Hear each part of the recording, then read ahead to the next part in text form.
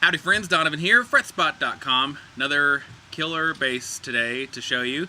And this one, that basketball goal behind me is distracting.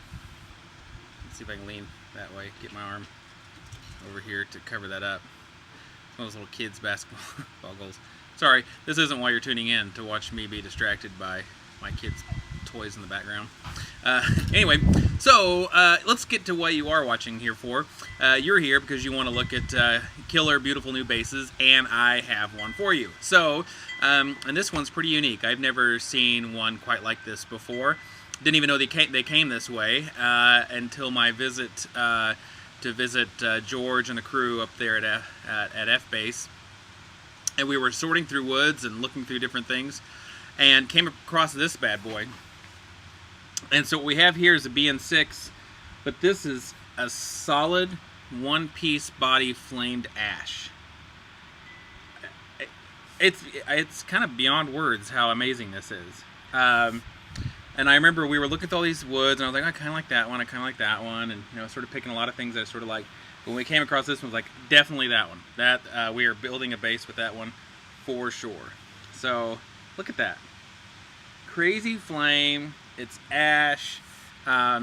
This one has got a wormy Macassar ebony board, and got these little wormholes in there. You can travel through space and time right there. If you can fit in there, you can travel through space and time. You would have been able to, except for George sealed it up and finished it, so you can't. But up until that time, it was just too dangerous, to be able to bend space and time that way. Just wasn't really practical or safe. So anyways, we had to take care of that. So that's your science tip for today. But anyway, so we've got this enhanced grain BN6 with just killer flame front and back all over the place, and just gorgeous. Isn't that nice? And here's kind of the trick, and this is something that I loved about it too. It's not an exotic top, and so far as that it doesn't have a top. It's not a topped bass. It's just the wood has this. So what does that mean to you? Well, a couple things. Number one, it doesn't. You get the look of an exotic top without really changing the tone of the bass. But here's the really cool thing: you get the look of an exotic top without the really high price tag that FBasses come with on exotic tops. Because as you guys know, he doesn't inlay the top on it like a lot of bass makers do, where they just it's kind of a flat top on there. On an FBass, when you get an exotic top, we are bending the top to match all the curves of these basses, which is really, really intensive labor. But on this one, because it's just a solid body, you don't have to do that. So saves you and me some money, which is pretty slick. So isn't that neat? So it makes it a brand new exotic bass more affordable, which is pretty slick. So anyway, so I'm gonna plug this thing and play through it.